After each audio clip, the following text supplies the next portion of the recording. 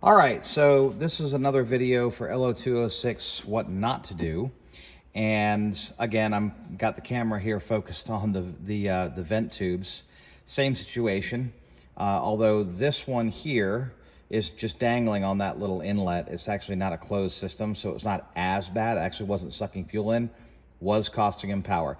His complaint was, this thing just doesn't have enough power. Al, I want you to go through and make sure everything's right and make sure all the clearances are right and everything like that. Well, this engine's got very low hours on it, and it leaked down. The intake valve actually had a little bit of leakage and not the exhaust, which was very surprising. So obviously going to redo that, but bottom line here is that's a major source of an issue, as well as this. So inside here, you can see that there's a ridge right there where the carburetor is. And if you look on the outside of the carburetor, lift the choke arm.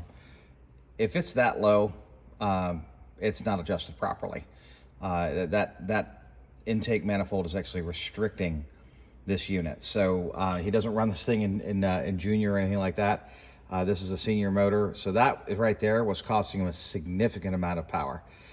Most likely the valve hadn't been adjusted, but there's also some other glaring things that I'll get to here.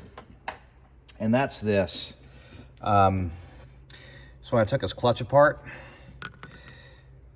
that's a lot of rust in that clutch. And this thing's been either transported or run in the rain, and this clutch is plumb wore out.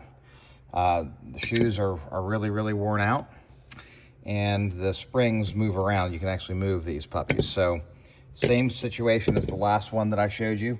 So again, just another good client bringing his engine in, and there was other things like this tube here was not pulsing properly because it was leaking. It was just loose on there. If you use the wrong fuel line for those, like something that's a little bit too big, then eventually, and also the wrong fuel line, something low quality, it's going to harden, and eventually that will start to leak, and it can actually lead to a no-start condition. I had another client come in with a no-start condition, and that's exactly what was wrong. So the fuel pump location. Now, this problem created this problem, all this wetness here on top of the pump coming out of the vent. Okay, so that's a telltale sign that there's a restriction somewhere in your PCV. Also, this pump needs to be rotated and brought to here instead of sitting here. If it's brought to here, the drain line will face downward, and you'll be able to run a very short line from the pulse fitting to the pulse fitting. And that's the way you do it.